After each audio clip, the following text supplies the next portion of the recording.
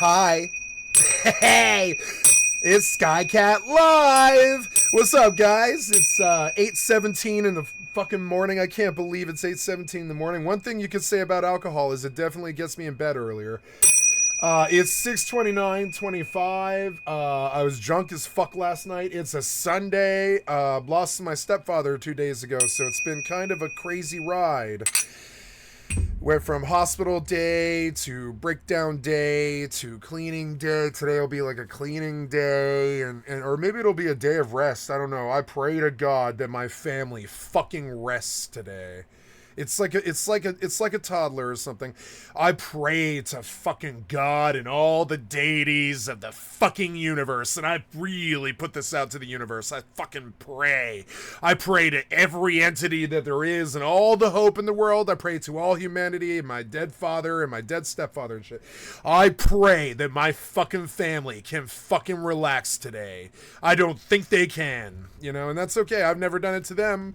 I've never relaxed for them, so I don't know why they would do it for me, you know, and that's okay. So it's going to be a lot of bullshit today, but that's okay. I mean, you know, whatever distracts me from my job the most, you know, and we're going to just move on. I mean, that's what life is. It's okay. We love and treasure the connections, and we pray to fucking whatever gods that they fucking relax, but they're not going to. So that's okay. You know, it's fine. They're only 85 years old. They should go like a fucking manic fucking teenager for all day. That's, I mean, I swear to God. I mean, that's just how it should be, I guess. I don't know. Anyways. I don't want to talk about that. That was too negative. Anyways, we pray to God that my family fucking relaxes today. I don't think they will, so it'll be a very, very distracted day. I'm terribly sorry. So just, you know, fucking, you know, I'm just warning you up front. So, they're in this huge rush to sit there. You know, I don't really understand it. It's insane. It's always been insane. Anyways. Going back to YouTube here, and we're going to watch some videos. I'm going to queue one up, and I want to go back. Yeah, we're going to do Just Got Fired for Drinking on the Job by Ian on YouTube, which I really, really relate to this guy. Like, for instance, I worked at 7-Eleven for 4 years, and they fired me because I was, well, I was a drug addict, but, I mean, eventually, I think it was, like, I no-showed, I think, and they eventually just fired me and stuff, but I like, you know, I don't remember, or no, I quit 7-Eleven when I had to move. Oh, yeah, I did, I quit, yeah, I did, I had to quit 7-Eleven when I moved. I don't even want to talk about it. That's a dark time in my life, you know?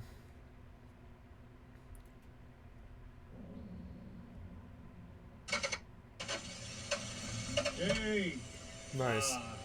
I like Ian on YouTube because I think he's the most, what's the word, realistic, down-to-earth guy on the fucking platform. He didn't lie about his job. He didn't hide his past. He does show working at a job every single day. Like, you know, here's him giving a jump to a customer, you know, which is something I would do as a cashier too. I would definitely help them get a jump as well. You just lock the fucking door, you come out, and you jump the car.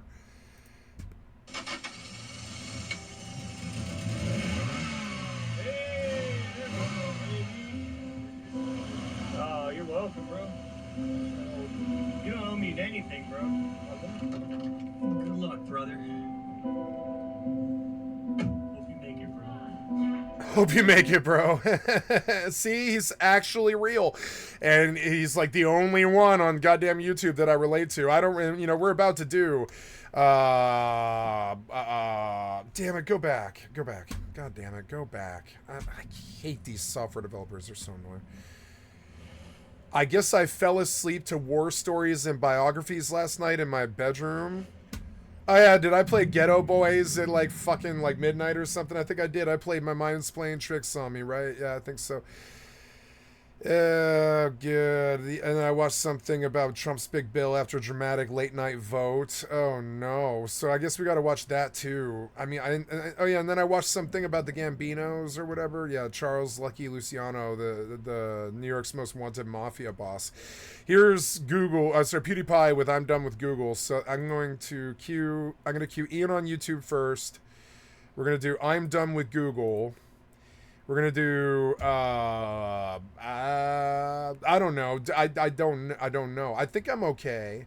You know, if biography doesn't get me a DMCA, then I will watch all of the biography channel, which will take me years, like fucking years. So yeah, we will watch the Gambinos. I'm gonna watch that Gambinos thing.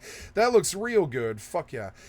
I guess I played Ghetto Boys last night after I ended the video.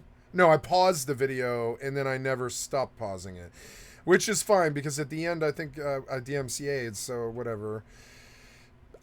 This was frankly boring. I find both these guys boring, so it was very difficult to watch this. I'm terribly sorry. One Rough Childhood by Bryson was super fucking good, and we didn't finish it either. We didn't finish One Rough Childhood, and I think I probably will. Kneecap broke the BBC last night. I don't know who Kneecap is.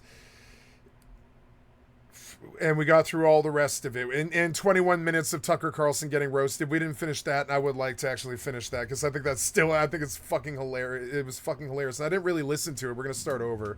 And we're going to listen to him fucking make fun of Tucker Carlson because fuck Tucker Carlson and the right wing. Fuck them and their stupid tyrant fucking asses. Fucking, I mean, he is a tyrant in my opinion. He tyranted over fucking Fox for like 10 years or some shit. Fuck that fucking tyrant. Goddamn fucking tyrants. I swear to God, they're fucking fascist tyrants. Whether they're a journalist, whether they're a president, it doesn't fucking matter. They're the right wing. They're fucking fascist tyrants.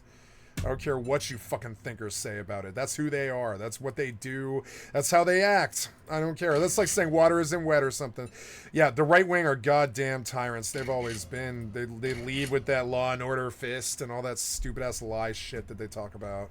And I'm sorry, and then they prison industrial our country and all this other stupid ass shit. Throw everybody in prison, kick the Mexicans out. Goddamn fascist tyrants. Fascist fucking Republican tyrants. Terribly sorry. That is what they are. We all know it. As they tear our government apart and shut everything down and doge up the place, you can fucking see it. I've been in this situation so many times. Come on, baby. Come on, baby. Okay, we've watched this too many times. Let's go. Oh, yeah. Did he start? Yeah, he did. Oops. Wow. It looks like Colorado, but I don't think that is the Englewood police station. Oh, good morning. I just woke up to some pretty crappy news. So yeah. We're gonna go in. It always sucks to wake up and get fucking fired. It fucking sucks. I don't think it's happened to me a whole lot in my life. For me, I was taught at a very young age. I think it was like 16 or something like that. I put on the Nevermind album by Nirvana. Sorry, the In Utero album by Nirvana. The third or fourth album, I think that's the fourth album or something. Yeah, it goes. I mean, there was so many. There was Incesticide, Bleach, Nevermind, and then In Utero were their four big releases. So In Utero, on the second song, Scentless Apprentice, Kurt Cobain goes, "You can't fire me because I quit," right? And no, that's not Scentless Apprentice, is it? Yeah, it is. It's Scentless Apprentice, and I've been a Scentless Apprentice, like not like the killer in the book, but I've always really liked Perfume and Scentless Apprentice and all this. And Perfume is really fucking good, and Gene Hackman did an amazing job on Perfume. That was a really good fucking movie.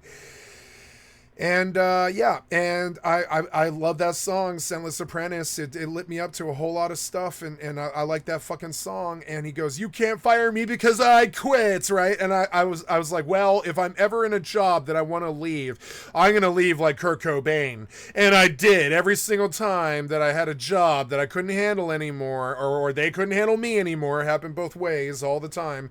But when I couldn't handle them anymore, or they couldn't handle me anymore, we would come to our little like agreement. I would leave or whatever, and I would say, "You can't fire me because I quit." I said it every time I quit. I was like, "You can't fire me because I quit." You know, like right as they're trying to tell you, you know, they're about to bring it up and fire you because you're late. You're like 10 minutes late or something.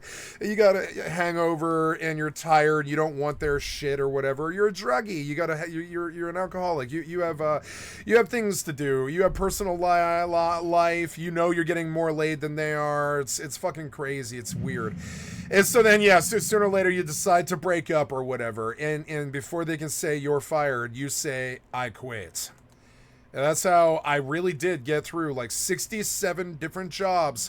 And I think I've only ever been fired twice. Once from Wild Oats for stealing 27 cents worth of macaroni salad. And they just fired me on the principle of it. They're like, "We can't have you marking stuff on waste, and we're going to make an example of you for the other deli kids." And I was like, "Really? You're going to make an example of me?" And they were like, "Yeah, we can't have you guys marking stuff, down from 75 cents to a quarter. We can't have you doing that." So they fired me over 27 cents when I was like 15 years old, and I loved that job.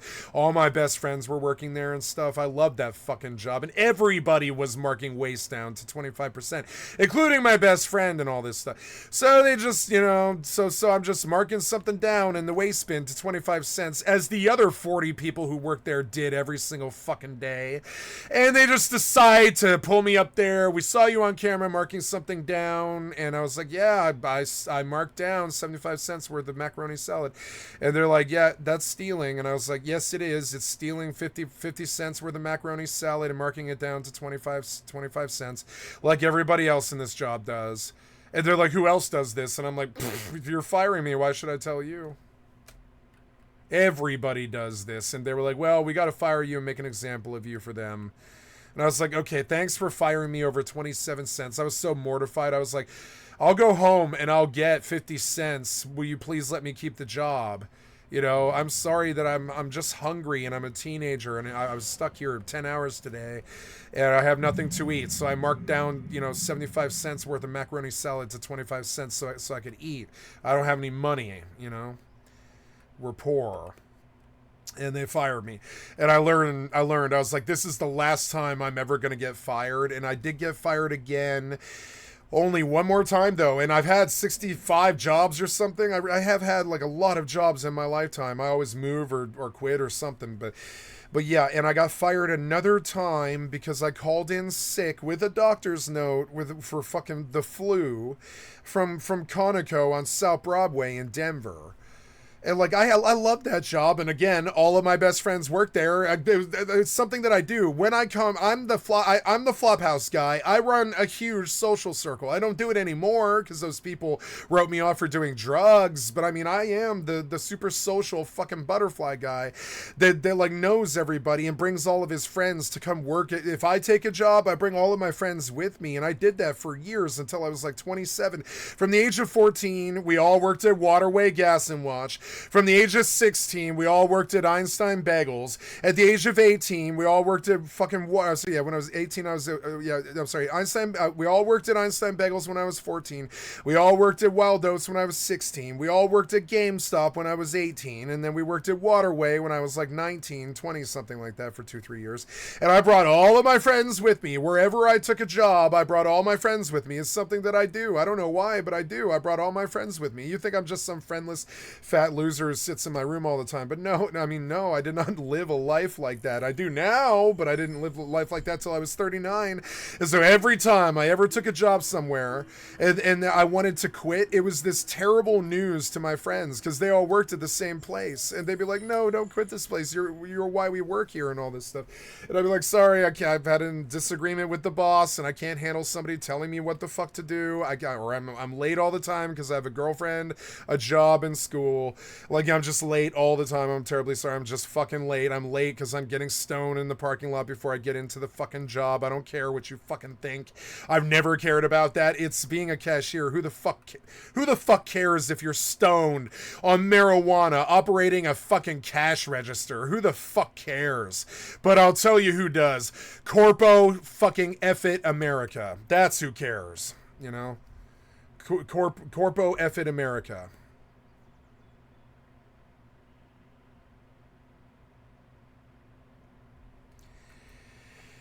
And so, you know, rich, straight, white males, you know, Corpo F it America. And, you know, normie, Corpo F it America fucking cares if you get stoned in your car before you, I mean, that's probably Ian's problem too, is if you get stoned in your car before fucking work. They really don't like that. I don't really understand why. Who the fuck cares if you're stoned and you sling a cash register? I would understand if it was like operating a forklift or something like that, but no, a cash register, who the fuck cares if you're stoned? And yeah, sure, maybe stoners steal more or something like that. I don't know what your fucking bias is against people who are stoned, but like, whatever it is, I don't fucking care if cashiers are fucking stoned. I never have. And so then they're like, you're high, aren't you? And it's like, yeah, I've been hiding that. I've been, like, the whole time I've been working here, I've been hiding that I'm high. Are you that goddamn dumb? I'm Skycat. Do you know who I am? Like, I will ask them this sometimes. Do you understand who I am? Of course I'm fucking high. I roll with 7 people wherever the fuck I go. I'm constantly fucking stoned. I did this for, you know, like 25, 27 years or something like that, and I finally just got tired of it. I was like, I'm sick of rolling in a clique. I'm sick of like rolling 7 deep wherever I go. I don't really need a band every time I do something. They're all in my living room right now, and I would prefer to be alone or whatever, you know, and it just kind of got to me after a bit. I was like, God, I don't want to live that lifestyle anymore. But for like 15 years, my jobs were all my friends' jobs too. So every time I got fired because I farted or coughed or whatever, not fired, but I mean, well, it's like getting fired, but you just say, you can't fire me, I quit. Right to their fucking face. As they open their mouths to say something, if you suspect that they're gonna fucking fire you, you just say, yeah, don't worry about it. You can't fire me because I quit, you know. Face the music. Yeah, face the music. You didn't do anything. It's Corpo F it America. You didn't do anything. You didn't do anything. You didn't do anything, you know? You didn't do anything. You didn't do anything, friend. Like, you didn't do anything to lose this job. It's Corpo F it America. I swear to God, this is how rich white straight males are. They ruin the goddamn world. They take jobs from people, and they're bunglers like Donald Trump, and they don't ever get anything done except war and rape. And I'm sorry, but I just, you know, anyways. This might be the last time we ever have on some 7-Eleven gear. Yep. So let's go ahead and put on the name tag. You know that you're getting fired. Why are you donning their uniform again? Like, come on, man. Have some self-respect. Don't don that uniform. Were you going to show up in uniform to get fucking fired? Come on, man. There's shit that I won't do. There's some things some humans will just do to like, you know what it makes me think of is Milgrams. It's like this response to authority. And motherfucker, even when I was young, I wouldn't do shit like this. Well, I'm not putting the uniform on to go get fired. I'm just going to show up in my clothes and say peace. Fuck you guys. Like, whatever. Like, you know, I'm not putting on their fucking clothes to go get fired. That's not happening. And I swear to God, the whole world has an bitchifying effect on men. It bitchifies them. That toxic masculinity crowd, they suck, but they weren't wrong about the fact that the men are bitch. Men have become bitch. Why would you fucking don the uniform to go to a job that you're getting fired from? I'll tell you why, because you got bitchified. You got bitchified by the corpos. They bitchified you. There's no fucking way. If I have any sense that they're about to fire me or whatever, I am not putting on that fucking name tag. That's not fucking happening. That's like bending over and spreading it. Things you'll never see me do. Don the corpo. I mean, it's been goddamn 20 years since I have. Don the corpo uniform to go get fired. That's not happening. It feels right. It feels right, but You're firing a team lead because what? Because he stole a beer? Because what? He probably stole a beer and drank it while he was like fucking filling the order, because he's worked at that place for 4 fucking years and nobody shows up at 3:30 in the goddamn morning. Who cares if you have a beer while you're fucking stocking the fucking freezer at 3:30 in the fucking morning or whatever? I know. I did graveyard like him. Like I know what graveyard is. I know him. I know jumping the customers' cars at 4 in the morning. I know this fucking vibe. I was a cashier for 11 years, and like fucking, you know, and I don't remember getting fired. I quit all those jobs because they were fucking terrible. They were terrible jobs. They treat you terribly. And they make you dress up in a uniform to go get fired and shit like this. They're that fucking dumb. You want to know why I left my fucking job at 7-Eleven? I couldn't handle it. I was on meth too, which didn't help it. Meth made me emotional, but I was there crying to Elliot Smith one night because the girl that I was in love with moved to California. And I remember the night I was there crying to Elliot Smith about the fact that B moved to California, and I'm stuck in a dead end fucking 7-Eleven job, paying for an expensive ass apartment that I don't want anymore, and like, you know, fucking $1,100 when I'm only making like, you know, $970 or something. It's insane. So you're always sinking, and you're one check from fucking disaster or whatever bullshit, right? And I'm there crying at like 3:15 in the fucking morning because I've lost the love of my life at that point, because, you know, I don't make any money and I work a dead end job in 7-Eleven, and I'm a stoner or a druggie, and I don't, you know, fucking operate normally like other people. I'm just not normal like other people, like him. And then it comes time to throw the fucking deli case and the fucking meat away again. And I was an anarchist on a vegan commune for 4 years or something like this. And the idea of dumping 50 pounds of goddamn meat. And that particular day, there was a bum loitering outside the 7-Eleven who was waiting for me to throw the fucking meat away. So I just fucking called my boss. I was like, come on down here. I'm quitting this job. You've heard this before. Come on down here. I'm quitting this fucking job right now. Get the fuck down here. And they were like, oh, okay, I'm coming. And you hand the keys over to him and shit. And I was like, oh, I'm going to fucking throw away this meat for you, but this is the last thing I'm going to do for you. Peace. Have a nice day, sir. You know, or whatever. And you act hostile with them because you know that their job was so shitty you couldn't keep it. And I act hostile with them. It's like they can't believe it when I pull my attitude. Because I'm like, nah, motherfucker, this is your fault that I'm losing this job. This is not my fault. This is your fault. You could just decide not to fucking fire me for whatever I fucking did. You know, but no, you're gonna fucking throw me out for fucking stealing 50 cents worth of macaroni salad or something like that? Go fuck yourself. So, and then as I'm walking out, I remember the dude who came in to fill the job, you know, and he was like, see ya, have a nice life. And I was like, see ya, bye, you know, or whatever. And I walk out the door with the fucking bag of fucking taquitos and fucking hot dogs and stuff. I told him I would take the bag with me when I leave, right? As I walk out, I just hand the fucking bag of 50 pounds worth of meat and goddamn taquitos and chicken rollers and fucking sandwiches and all this stuff. They throw away hundreds of pounds of food every single fucking day, and I couldn't stomach it. I was crying. You know, another reason I was crying is I was like, I know I have to throw the meat away, and I know there's a bum outside who's gonna look at me evilly as I lock up this bag of food in the fucking dumpster where he can't get to it. And I was like, I'm not doing this to him tonight. I'm not doing it to him. I'm not that fucking person. Fuck these fucking jobs. Fuck these fucking bosses. Fuck throwing 50 to 150 pounds worth of food away every single fucking day. The amount of psychic damage that actually did to me as I watched bums starve in the fucking streets on South Broadway and East Colfax. I'm sorry, West Colfax.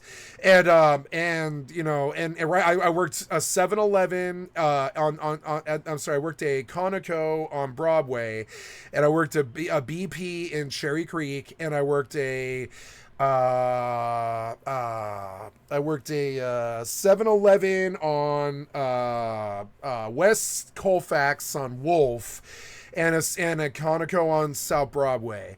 And those jobs were so shitty, and the bosses were so shitty. And the 2 times I've ever been fired was because I was sick, fucking sick, and they look you in the face and they fire you anyways, even though you've got a fucking, and then that's happened to me twice. Fucking, you hand them a doctor's note and you're like, I'm sorry, I have the fucking flu. I'm a cashier. I'm not going to infect my fucking regulars. I'm not gonna shake hands and hand money to people knowing that I have the contagious flu. I'm just not gonna fucking do that. You call and you fight with them on the fucking phone. I'm not gonna fucking do that. I'm sick with the flu.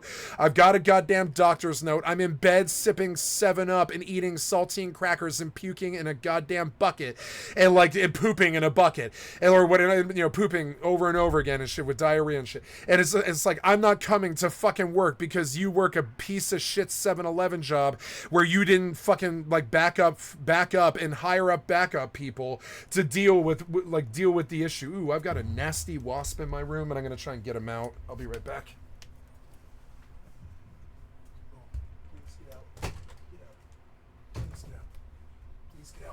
Please fly out. Please fly out of here.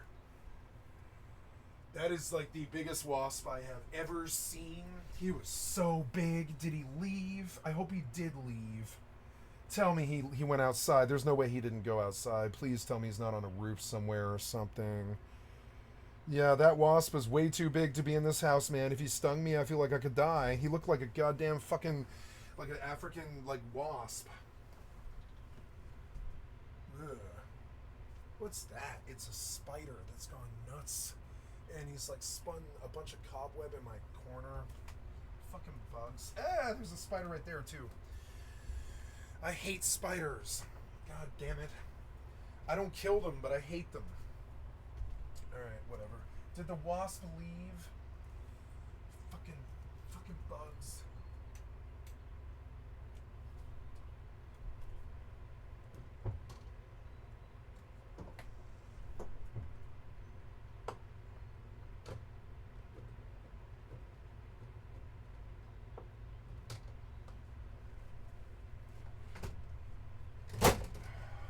That wasp left. Did he leave?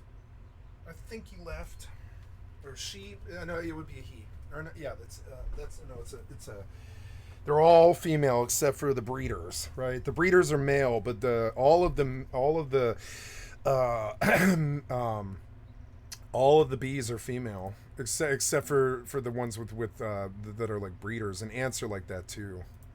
Times change. And I'm not really quite sure what. I used to have hair like that. I used to really. I mean, I still do. If I were to grow it out, I could have hair like that. I could grow it out like him. It's happening yet? Yeah, I used to do this with my hair, and it drove my bosses crazy. They would be like, "You need to comb your fucking hair," and I'd be like, "No, I don't. No, I don't." Be all mysterious, but let's just go find out. Yeah, I used to have hair exactly like this. This kid reminds me of me when I was 25. Absolutely. Okay, so you are experiencing some visual lag, probably because of the trees. I'm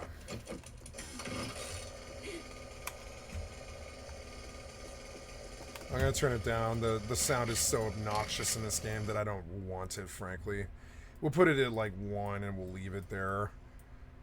So I can understand that something's happening, but other than that, I don't really want that terrible, terrible sound. Why do you sound torture us, you fucking piece of shit developers? Why do you sound torture us?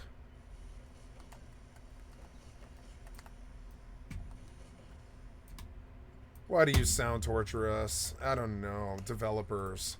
Tired, I look so beat. I had court this morning just to fix a ticket, nothing crazy. Yeah, and you probably drank from, 10 till 4 in the morning, because that's what you do when you're a cashier and you're 24.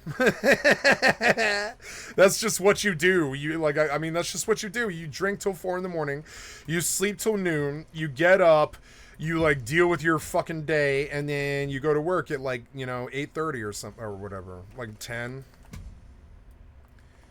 I did it for years. So I haven't really been able to sleep, but my boss is not here, so I don't really know what I'm going to walk into right now. Apparently there's some paperwork about corporate, doesn't like the videos, and I got to take them down, but I'm just gonna tell you guys something right now, and I'm gonna be very honest. I got nothing negative to say about 7-Eleven. No matter what happens when I walk into that door. Wow, that is a lot more control than I had when I was his age. He must have had good parents. I had one good parent. You know, maybe his father taught him to turn the other cheek or something. That's not something anybody ever taught me. When somebody goes to battle with me like this, I destroy them. I don't care who the fuck they are. I'll destroy them right to their fucking face. We're all equal. You should treat me equally. You should have treated this kid with respect. And so look, his response to it is frankly a much better one than mine. Mine is like, fuck these assholes, how can I hurt them, what can I take before I leave, fuck these fucking guys, how much money can I steal from them, like, you know, like his thing is much better, which is just turn the other cheek and not talk shit. This is gonna be my last day working here, and you know what, everything's gonna be fine. Everything's gonna be fine, because you gotta look at the bright side. You have 250,000 subs. You're gonna be fine. It's time for the new chapter. It is. And if I gotta go, I gotta go. Honestly, I'm about to leave on a trip to go find a place to live anyway. So I was gonna be gone for 20 days. So I mean, I was gonna be gone anyway. When I come back, I'll find a job. I said it before. Nobody finds a job like I do. That I can tell you. And we're gonna be fine, man. I'm gonna take a second. I'm gonna listen to some music. That was a good Trump impression. I have no doubt I'm being watched right now. One last view. Yeah, I have no doubt that I'm being watched right now. Yeah, that's the other thing. Like the job itself is like working in a fucking bank. It's like how, like when you're in there, you're like, how long till I'm robbed? You know, when you work this job, you're like, how long till I'm robbed? Like at the end of the day, you're like, oh, thank God I didn't get robbed today, because you're sitting on a bank of cash like all night. There's no one there but you. There's nobody. I mean, maybe the neighbors might respond if you start screaming, but are the neighbors going to respond if the 7-Eleven clerk starts screaming for help? I don't know. We don't really know.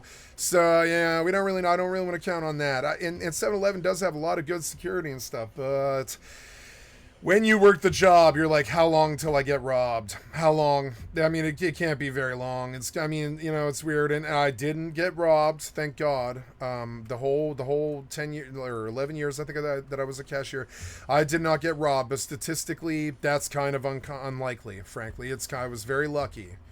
And I felt the same way about taxi. How long till somebody sticks a knife to my throat or something, too? So I used to be like, no, you have to ride in the back. You can't ride up front, right? And they don't like that. They don't like being told what to do. But I mean, I don't care. I'm a taxi driver.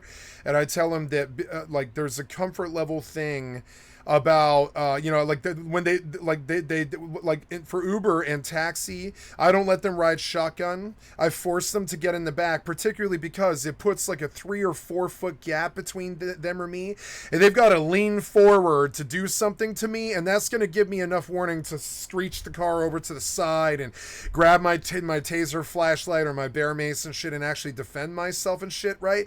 But if they're sitting shotgun, all they have to do is fucking put the knife to your neck, right? That's it. That's all. There's no leaning forward or trying to make an attempt at it or anything like that. They're just they're right next to you. They just stick a knife to your fucking neck instantly, right? So I wouldn't let them ride shotgun unless there was 4 people. You know, if there was 4 people, I'd let them sit shotgun, because I mean, what else are you gonna do? But I mean, like, you know, but no, I like, and I kept my shotgun door locked. And most good taxi drivers do, because you don't want them sitting shotgun. That means that they're fucking within a knife's reach of you.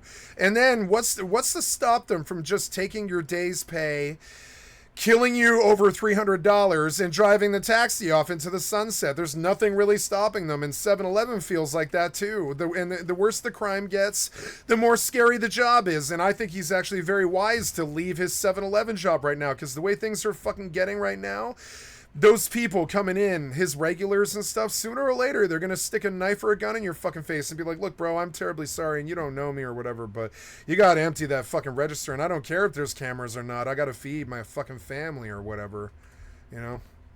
And I know that you hear stories like that all the time. Like cashiers, I've met cashiers who have been robbed, definitely. And like, you know, it's like you just give the person what they want, you know. I mean, that's never happened to me, thank God. I had a car stolen at knife point by a fucking, like, just a rando citizen, but I've never been robbed when I was on shift. And, like, you know, and I have been robbed, but I've just never been robbed, like, on shift. And I've been robbed at gunpoint and knife point. And, like, you know, you just give them what they want. That's what they tell you all your life. They're like, you know, when you train the job, they're like, if you were ever in the unfortunate situation of being robbed, you just give them anything and everything that they want. You don't argue with them. Don't look them in the eyes. Don't look at them. Look at the ground. That's the advice they tell you. They're like, don't, like, the good cashiers will tell you, don't look at the robber. Look at the ground, because the more that you look at them, the more you're a problem for them. That's a bit of good advice for you. When you're getting robbed, you might think, oh, I've got to really look at this person and get a good look at their face. And yeah, you should do that. But you should do it when they're trying to get your attention and it's natural to do so. You shouldn't be like, oh, I got to look at this guy, right? You shouldn't do that. You don't want to eyeball somebody who's robbing you, because then they might want to kill you because you're a fucking witness. So they tell you this at the taxi shop and at the fucking cashier shop. They're like, if you are being robbed, do not look at the person, because then they know that you have bear witness, you know, and you can describe them to the police. So the good advice is to just not look at them and give them everything they want. Just stare at the cashier till while you pull money out of it. Just stare at the cigarettes as you put them on the counter and stuff, dude. But don't look at the robber while he's fucking, like, robbing you, and usually it's a he.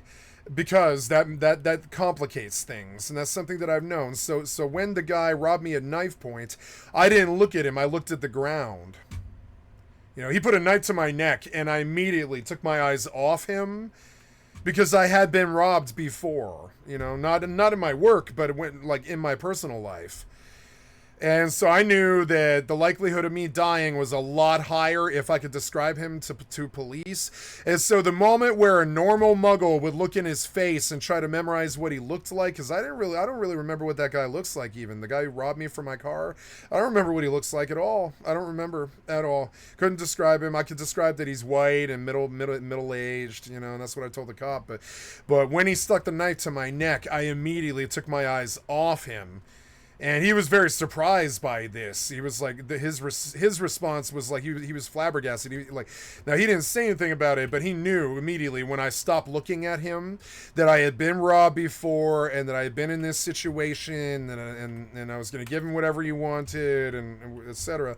And I did. I gave him my car, and then I got it back the next day because it had a tracker on it. You know, that's what 7-Eleven jobs are like too. They're going to get that money back because it's all like, you know, it's got serial numbers and stuff. When the bank hands it to them, it's got the serial numbers like marked. They do this so they can catch robbers and shit like this. So anybody who's robbing a 7-Eleven, give them whatever the fuck that they want, because, you know, A, there's not enough in the store to make it worth robbing. B, it's you know, it's not like they're gonna get away with it. And C, I mean, they might, but it's unlikely. And C, what does being a hero serve, you know? Now, if a robber stuck a gun in my face and I had to fight him, I would. But I'm going to be looking for every possibility of avoiding that. You know, I like when he stole my car at knife point, when I saw him stick the knife to my fucking neck. He pointed it at my neck, and he was like, "Don't fucking move." And I was like, "Okay. You know, Jesus, what's wrong?" And he was like, "I'm taking your shit." And I was like, "Okay, fine." But I didn't look at him. I immediately like looked down, you know. I looked down. I was like, "Okay. I'm not armed. I can't do anything." Gave him what he wanted. Had my shit back the next day. That's how robbery in fucking America works. It's never worth it to fight with the person or look at them or anything at all. Honestly, engaging with them is frankly not advised. You just sit there kind of dumb, staring at the ground, and be like, "Look, I don't know anything you need, man. Just let me know what you need, you know, and keep it de-escalated and low." And when he saw that I wasn't gonna fight him, I wasn't gonna do anything, he just, like, you know, drove off, and I was like, "Okay." And then I called the cops and got my car back a day later, you know.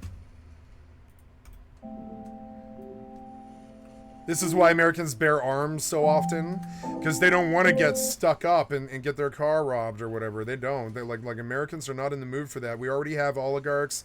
Fucking like, you know, make my day is a pretty big thing in a lot of states in this country, because like we're already getting fucked by the goddamn Donald Trump piece of shit billionaire oligarchs who fucked us over, like Jeff Bezos and all this shit, right? We're already getting fucked by the rich people. We don't want to get fucked by the poor people too, so we bear arms. You know what I'm saying? Can you relate? We living in a police state. The last mobile order. Smirnoff Ice. Smirnoff bottles. Lay's potato chips flaming hot. Why are you working at this job that's going to fire you? Leave on your vacation a day early. You don't have... I mean, maybe it's wise to work the last day, but I mean, aren't they firing you? So, I mean, I guess you need the pay. You need the pay, is what it is. You need the pay. That I can relate to, but I would never, ever debase myself like this. I would never work the last day. I don't care if I need the pay or not.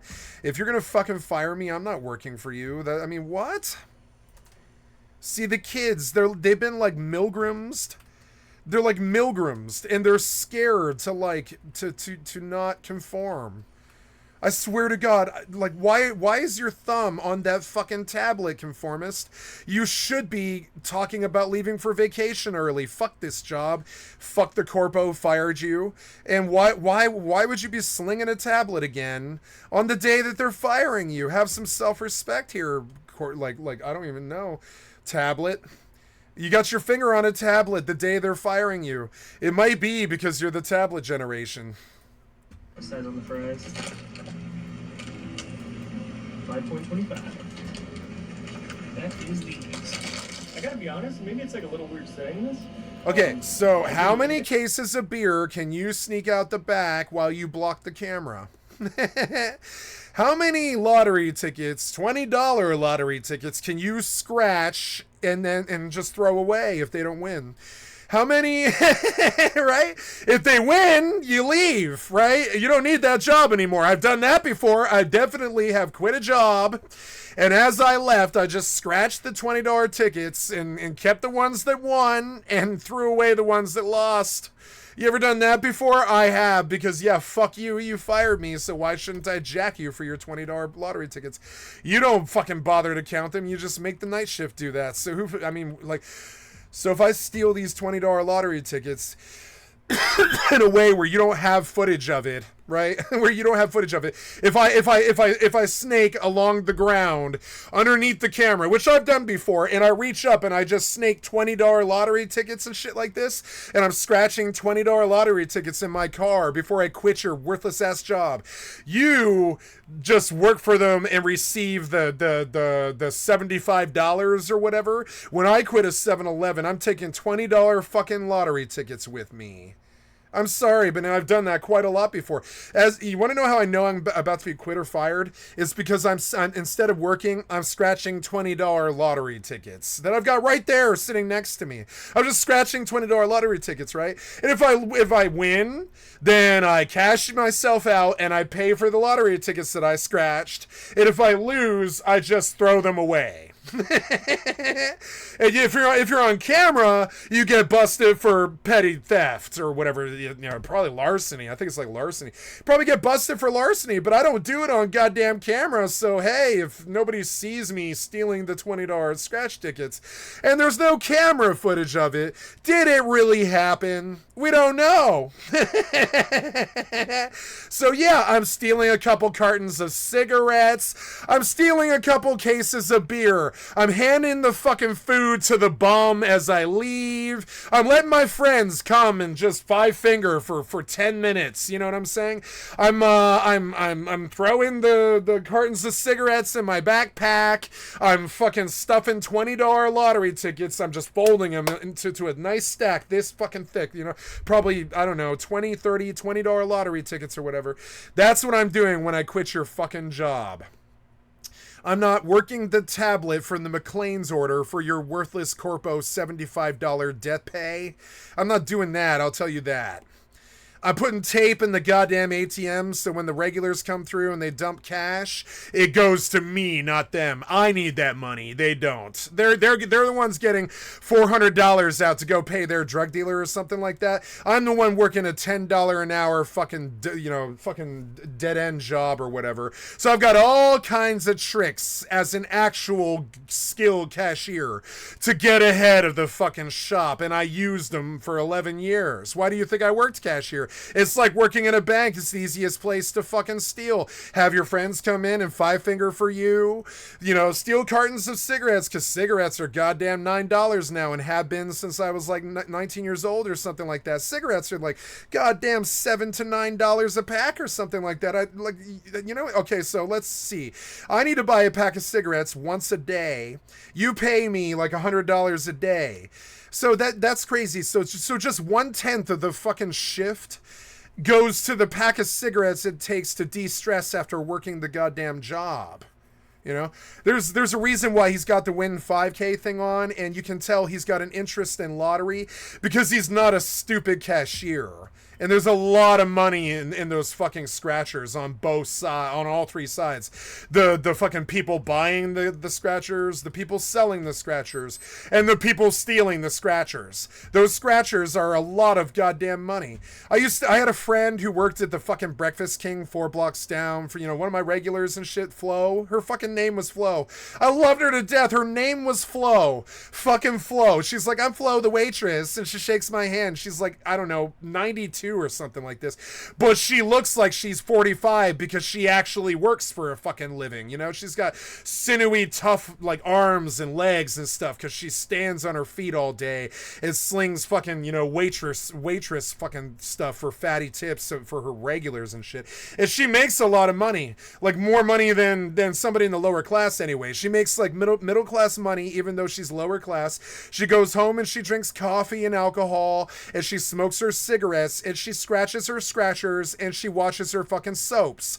And I loved her to death. She reminded me of my motherfucking grandma. I loved her to death. We were friends for 4 solid years or something like that. She'd come in every fucking morning at like 5:45 in the morning or something like that because I was the graveyard cashier, and she'd be like, Scotty, because that's what they all call me. They'd be like, what's your name? And I would be like, Scott. Because I don't want the regulars knowing my real name. What if they're psychos, So I go Scott. So she goes, Scotty. That's not my name, by the way. But whatever. I'm not gonna volunteer my real name. But everybody, even the people that I dealt drugs to, think that my name is Scotty. Because when I say what my real name is, they assume I'm saying Scott. They just assume it. I don't know why, but they do. And so I'm Scotty the drug dealer. That's my drug alias is Scott the taxi driver. I didn't come up with that. My fucking customers came up with it. I didn't think up that fucking alias. My customers came up with that. And I'm Scott the taxi driver. I know all the crazy hooks in Denver. I roll with all the strippers. I drive strippers to work, and I get that fatty stripper money without having to get naked on a pole. And yeah, the strippers, they pay me real well. Like, if a stripper gets in my car, I tell him, I'll come anytime, day or night, at beck and call within 20 minutes. It doesn't fucking matter. Here's my card. By the way, guys, did I show you my card? I'll be right back.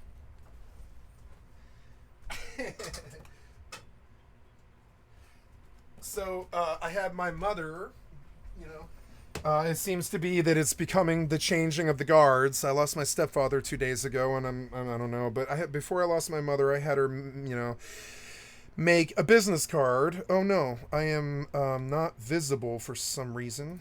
There we go. Activate? No. Deactivate. Activate.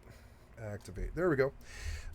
So I got a business card. Let's make it big. I don't know why I got rid of Big Face. I actually kind of needed it. There we go. Sorry. So I got a business card. Isn't that dope? Look, skycatlive@gmail.com. Wow, I actually like that she alphabetized. It's actually kind of cool. Skycatlive@gmail.com. Now, I had a yellow taxi card that she made exactly like this with my real life name and my numbers and my digits and stuff, and I would hand it out to only strippers. I didn't hand it out to dudes.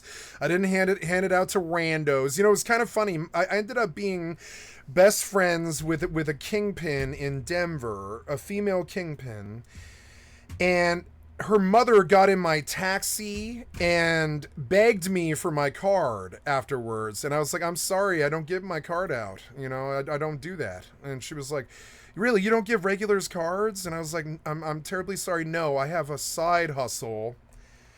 You know, I told her, I was like, I've got a side hustle. You know, I've got a side hustle, and that is very sensitive. So I don't hand out my personal information to random people. And she was like, that's actually very intelligent. And I was like, yeah, it is. And I had a conversation with my friend A's mother long before I met her. Now, A's mother remembered me and was like, you have to meet Scotty the taxi driver. I loved him to death. Her mother told her this. And this is how I ended up being best friends with the kingpin, with the biggest kingpin in Denver, fucking my friend A. And like, she is the biggest kingpin in Denver. She moves something like, I don't know. I don't even want to talk about it. I can't talk about it. I don't want to talk about it.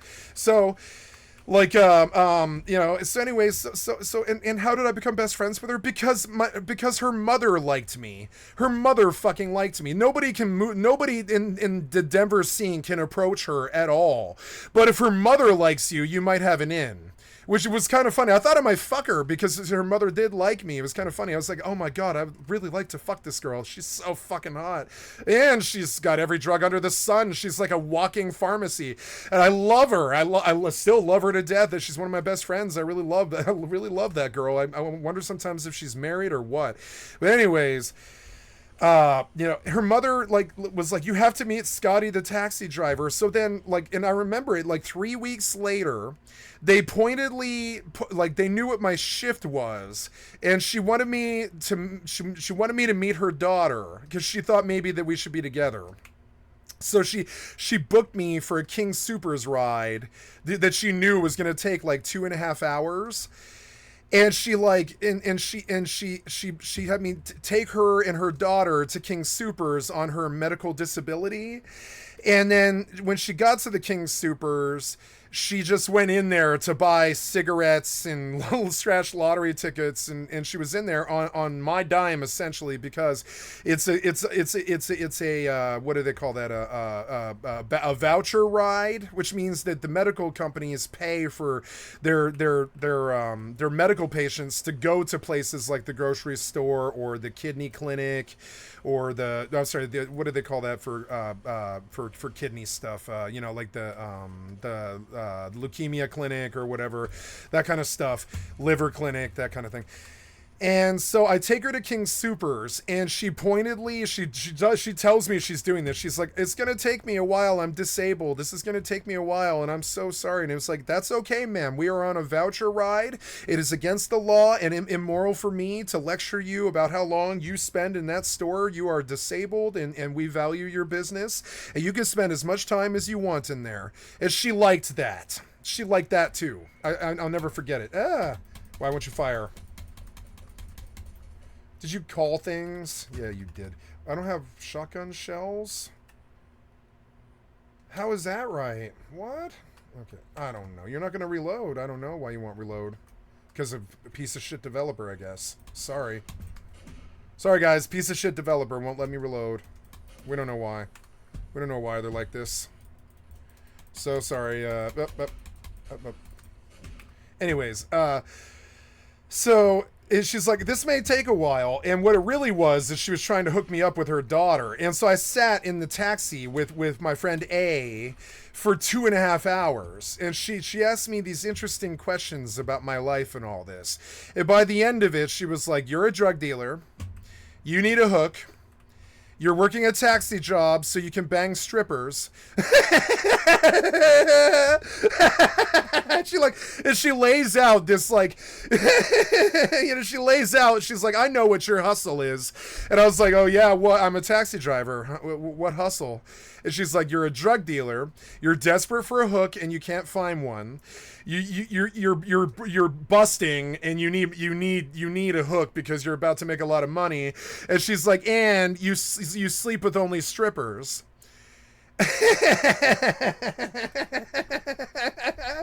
And I was like, yeah, it's good to see that somebody understands it. Yeah, I mean, my mother doesn't understand it, but I mean, like, it's good that you understand it. And we were laughing, and I was like, yeah, that is the case. I will admit it. Yeah. And she was like, well, I'm kind of the biggest meth hook in Denver.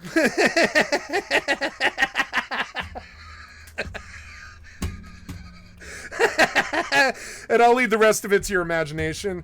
I was just like, oh, okay. Well, I have a dealer who lives in the basement in the flop house that I live at, but he's constantly dry and it's constantly terrible shake and bake, you know? And she was like, oh, well, I can get you peanut butter dope for, I don't know, 300, would that work? And I was like, what? Do you have any idea how much money I pay for an ounce? It's like $1,000. What do you mean 300? And she was like, 300. And she was like, I can't talk about it, but 300. And I was like, 300. And I was like, yes. I was like, yes. And I got a best friend. You know, I got another best friend. And we rolled hard for 4 fucking years or something. And she broke me in, or whatever you want to call it. She introduced me to all the kingpins in Denver and all this.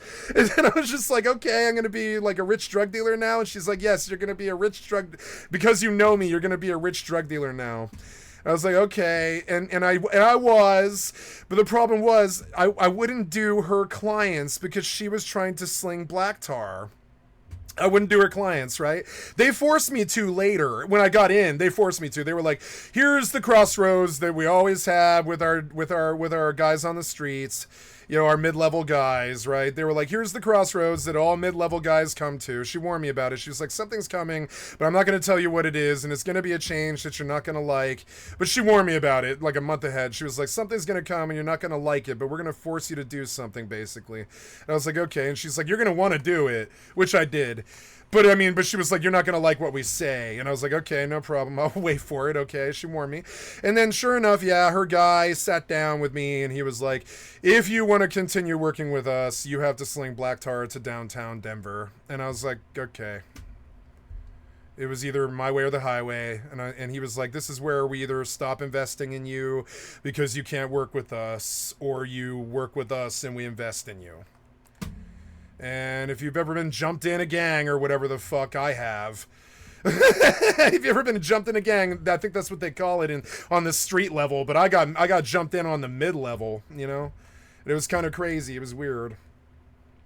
And so yeah, the same one that jumped me was also the same person that stopped talking to me when I stopped talking to her. Because it was just like, I could keep this going and go to jail for selling meth, or I could just stop doing that and get better, you know? And I made the decision, and I told her, I was like, I'm going to become family oriented here.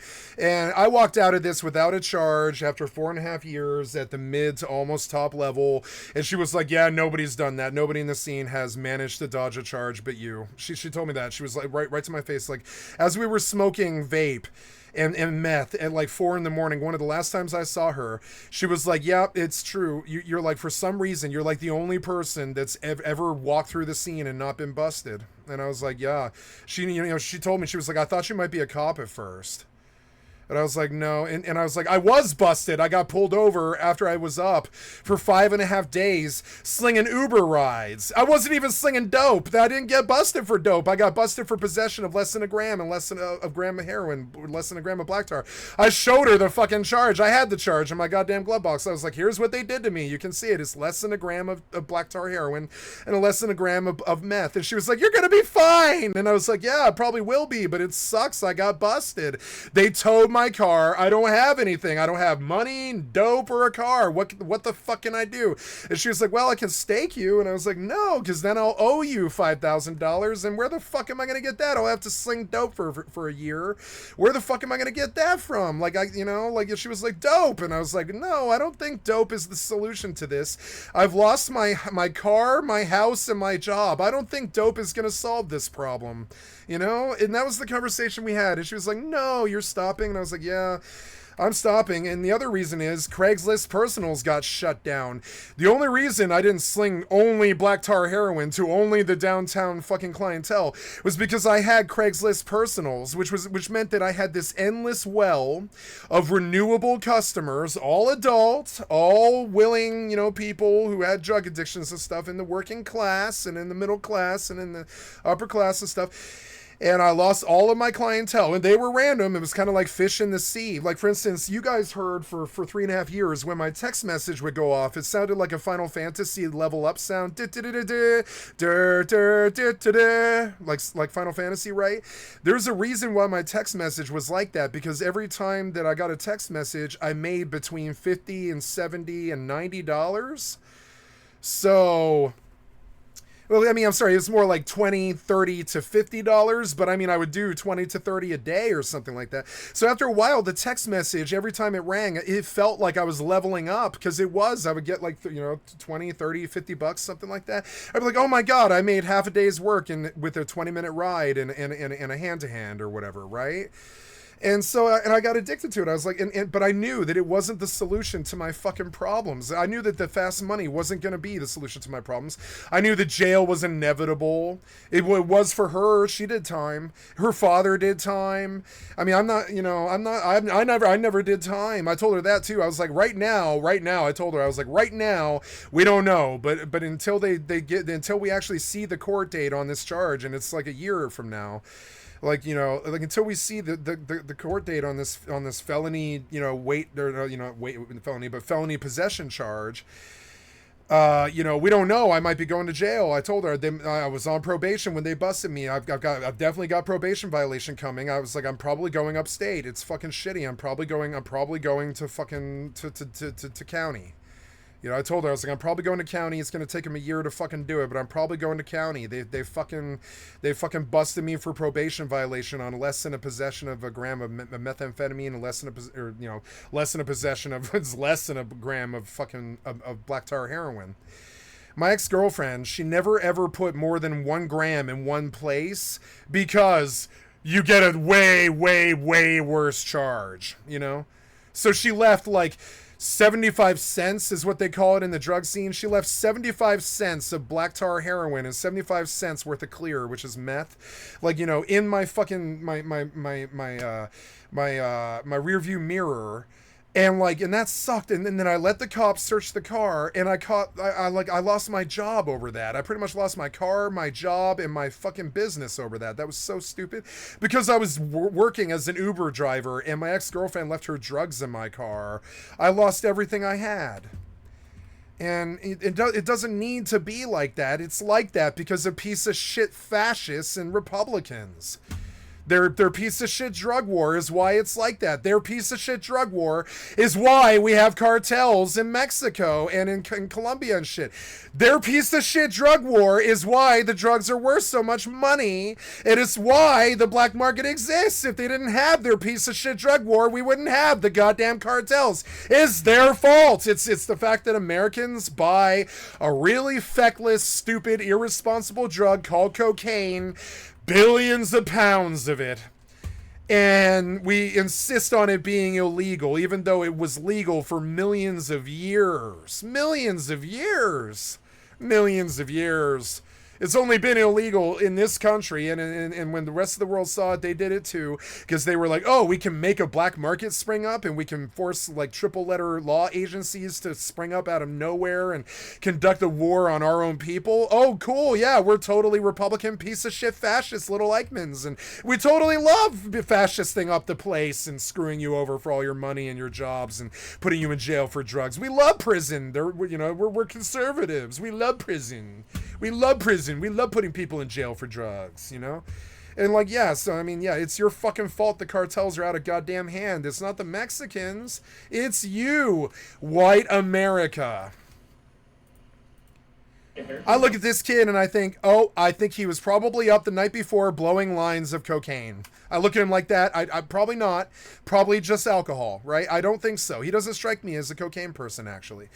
But when I look at him, I think cocaine. Besides that, like, I'm pretty happy with how my career at 7-Eleven turned out. Yeah, this was not a career, you idiot. It was a 4-year stint in your 20s as a cashier. I went 7 years longer than you. This was not a career.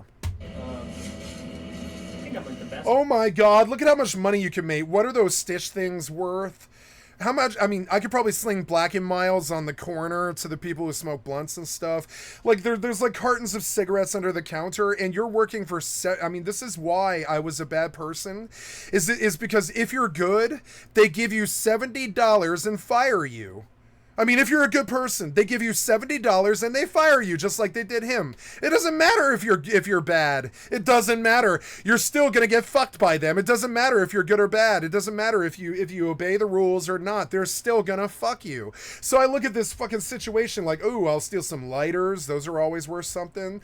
You know, like I'll you know, like your $20 scratchers. I'm not fucking with Lotto because they actually track that, and Lotto doesn't fuck around.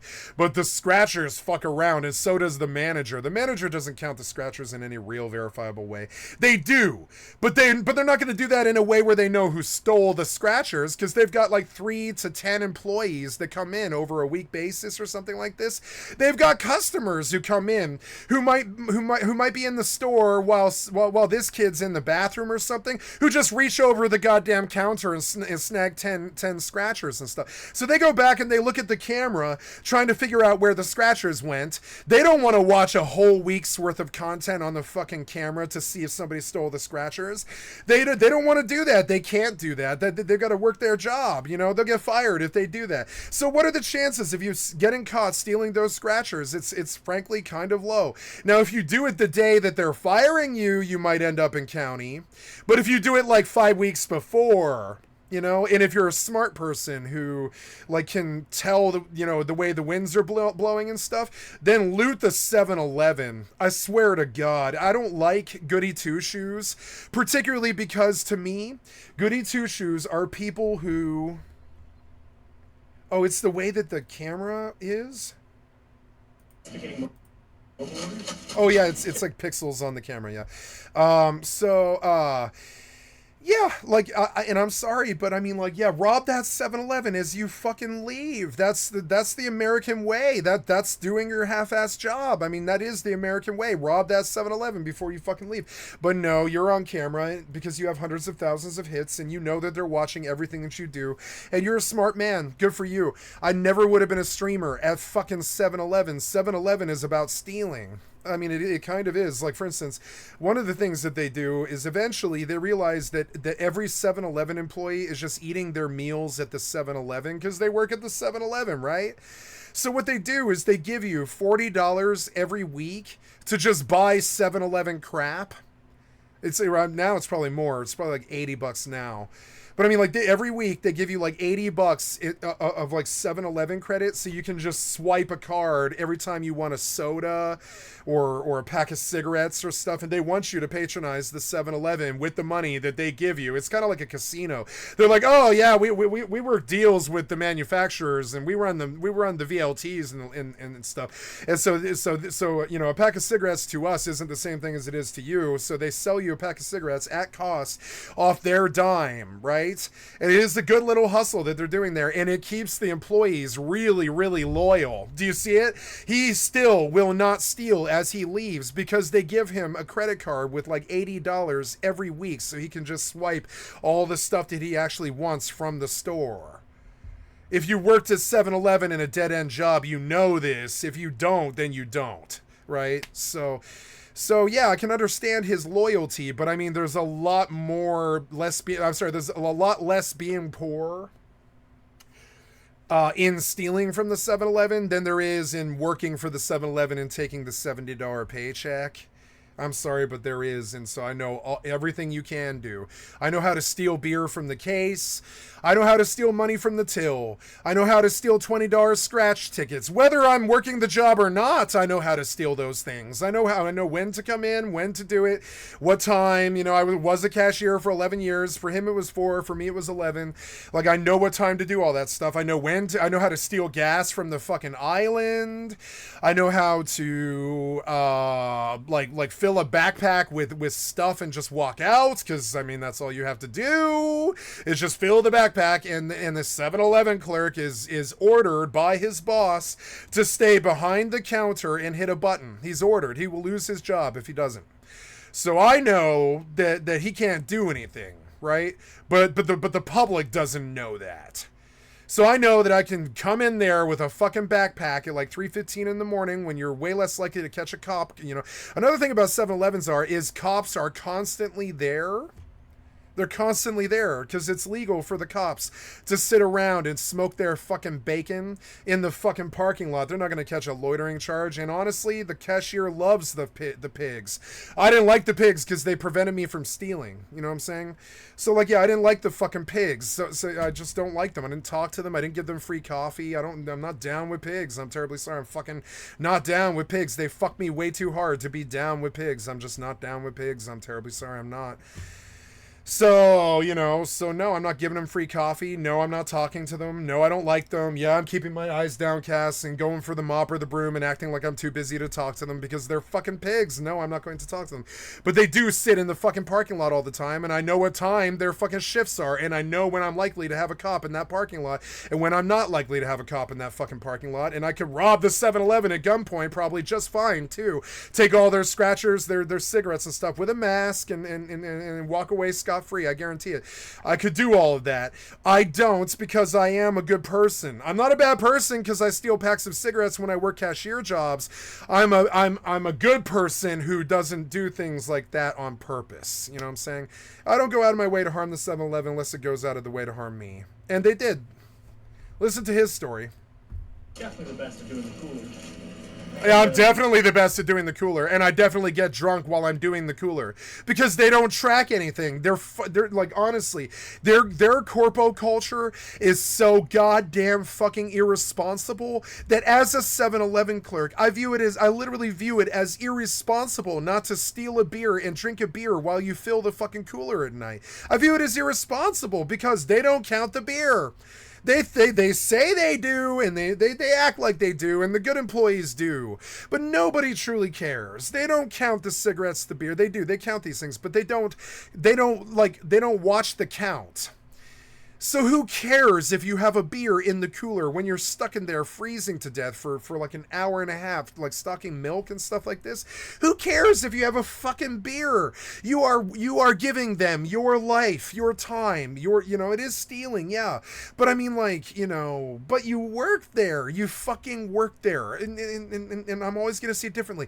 I guess I am, at heart, a fucking socialist or something. I guess I'm like a communist because I believe if there's a beer in a fucking business, anybody should be able to fucking drink it. It's insane. It's kind of weird. I think that soda fountain should be free to the public.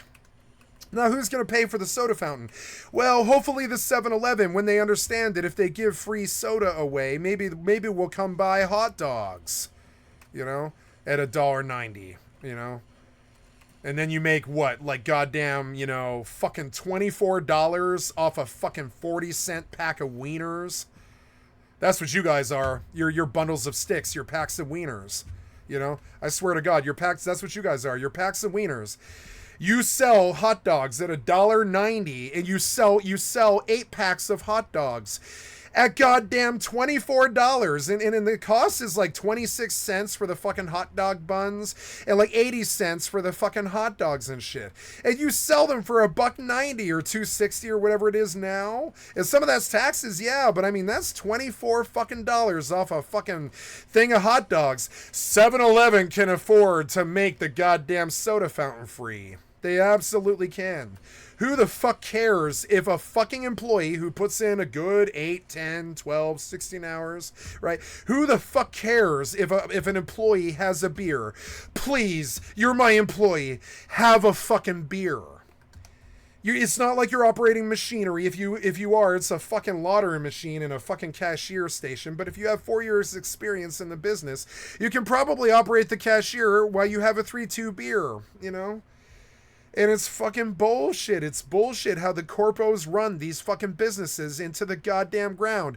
I'll use language that these fucking corpos can understand in their neurolinguistics because they suck too much dick. They got so many dicks in their fucking ears that they can't hear me when I say, your image and your business were truly not done right. And I mean this to 7-Eleven, the corpos, the corpos at 7-Eleven. Your image and your business were truly not done right. How you treat your fucking wage slave jockeys is disgusting, and I fucking hate you, frankly.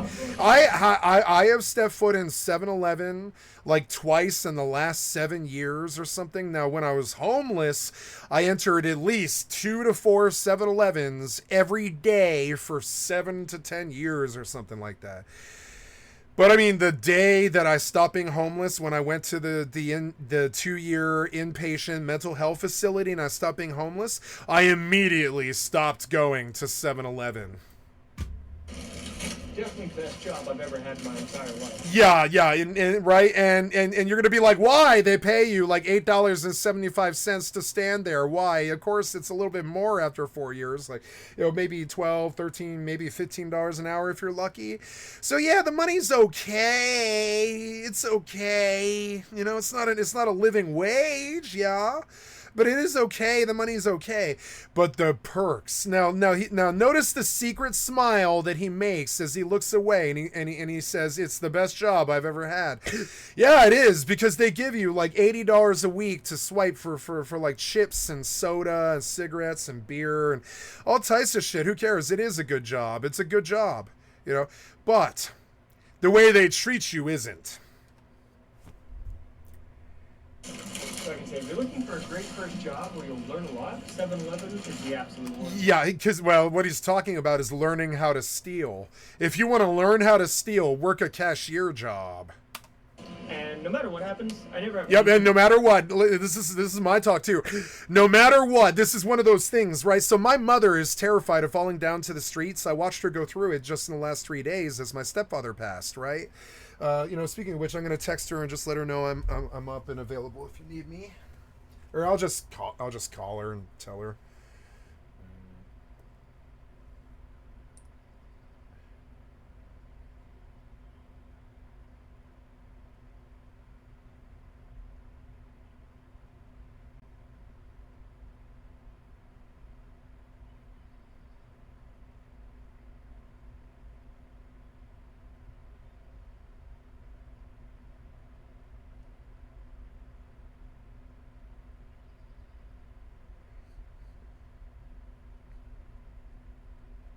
Okay, sorry, I had to text my family.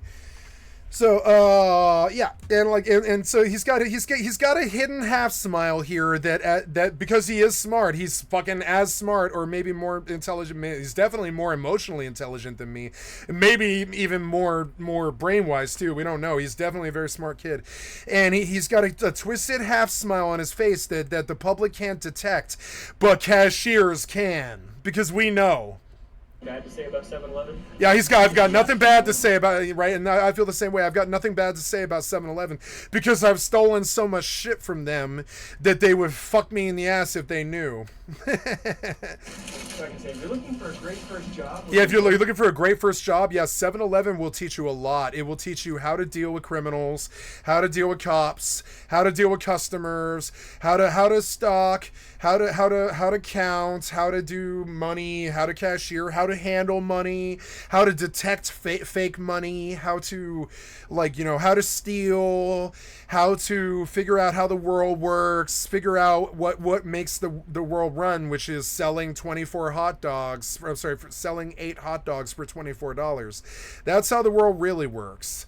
7-Eleven could make their soda fountain completely free if they wanted to, because they sell 8 hot dogs for $24, you know, and they sell them well too, and so, like, you know, I mean, they sell them fast too.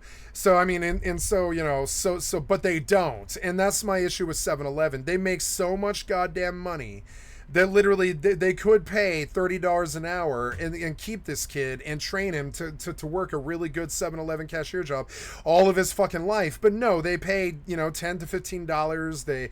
They fuck you. They fire you if you're late, you know. 7-Eleven is the absolute one. And no matter what happens, I never have anything bad to say about 7-Eleven. Right. 7-Eleven is the absolute one. And I had a lot of fun. I do everything like super well. And I took it very seriously. Yeah, some people actually really like being a cashier. I like it because it's like you stand there and you're kind of like a blackjack dealer. And you're like, what's your flavor? What can I do for you? Would you like some cigarettes? Would you like some scratchers? Oh, did you get some soda? Okay, would you like a hot dog? What can I do for you? Now, I don't do that when they walk in. I go, what? Hello. You know, I just go, hello. You know, when they come in. But I mean, that's what the job is actually like. It's kind of like being like a fucking carnival barker with a jacket full of the best loot in the world, you know, because it's all the good stuff. It's cigarettes and beer and liquids, and, you know, it's all the stuff that people really like, you know, and you're like this purveyor of all this dope stuff like Swisher Sweets and stuff like this, right? So yeah, it's a fun job. When the people come in, they're happy to be there. Most of them, they're either angry because they're at a convenience store, they're spending too much money on a markup, and they've got to get gas, so they're spending $50 and they're unhappy, or they're really happy because they're buying their vice, right? So you either get the people who hate you or the people that really love you because you're giving them their cigarettes and their beer and stuff, and they really like you. And it's a great job, you know, and it's a good way to get some trim. It's a good way to make some friends. It's a good job. It is. But they treat you like garbage, and it's definitely a job that you shouldn't stay in. And I had a lot of fun.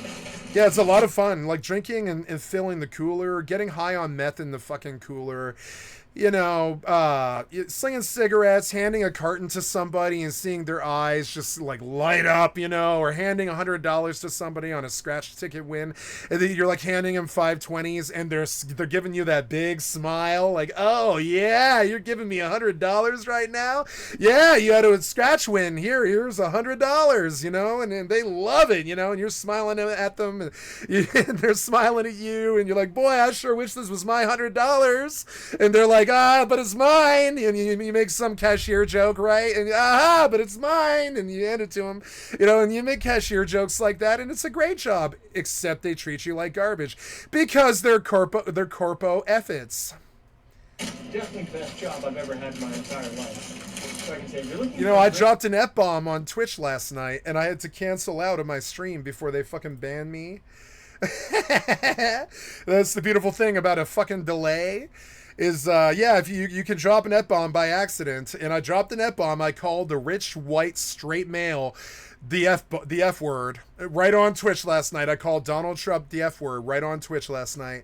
Now you guys don't know because nobody watches me, but also because, you know, because I bailed out on the delay before it actually hit the live airwaves and stuff. But I would like to very proudly announce that I called Donald Trump a homophobic epithet on my stream last night. Baby boomer blank word. Uh-oh. And I bombed out of the stream. Great first job where you'll and I stopped the recording, and I bombed out because, yeah, I called Donald Trump the F word last night, right live. And talking about it is about the same as doing it, too. I called Donald Trump the F word on my stream last night. You know, the F-it word. The F-it word meant for straight, white, conservative males. The absolute one. And no matter what happens, I never have anything bad to say about 7-Eleven. Yeah, I never have anything bad to say because I've stolen thousands of dollars of stuff from them. Okay, now I'm going to go take a break. I'm going to read what they're the victim. You don't ever talk bad about the victim. For say in the back, because I haven't checked it out yet. And we will go from there. And hopefully it's nothing too terrible. I have a feeling it's going to be. But what can we do? Except drink a Coke and everything's going to be okay.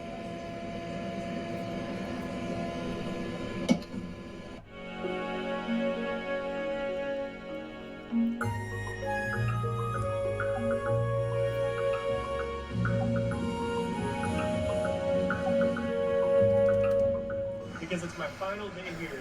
Really? My last day. I heard you say it earlier. You're quitting here? Yeah. Well, I'm not quitting. I'm like getting fired basically. Why? Corporate.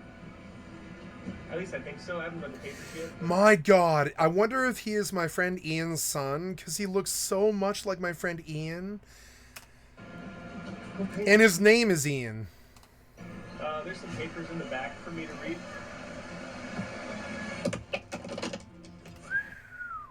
He had to put the phone away. Employees are drinking while broadcasting from the store? What? And these are screenshots from my videos? Employees are drinking. Big party inside 7-Eleven. Makes coffee cream and Coca-Cola. That's what she just did. Yeah? Yeah. Ah! Fucking weird. Like weird. Coffee, cream, and Coca-Cola. I mean, it's sugar, cream, and caffeine. Sure. Yeah, that was weird as shit. Is that what you're gonna do right now? Nah, hell no. Oh no, he's tired because it's like 5:15 in the morning. That I know what time a day it is just based off of the customer.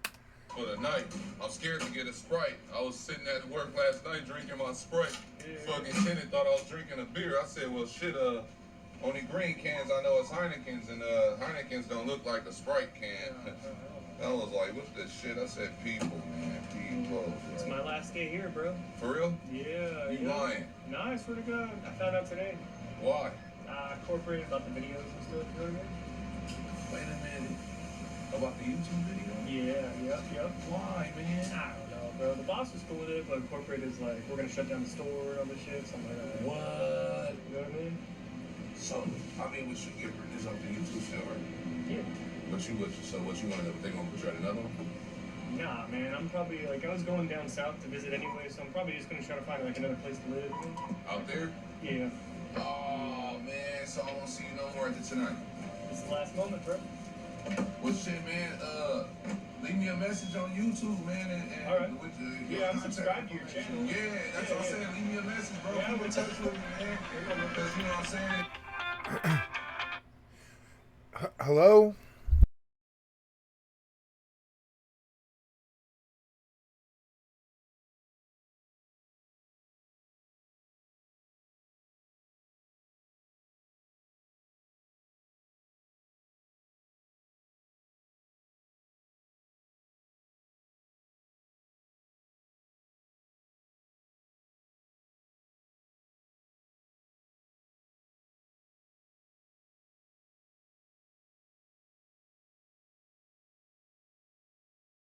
Terribly sorry, guys. I've got to go take care of my mother, and my stepfather just passed. This is the time that we do things like this.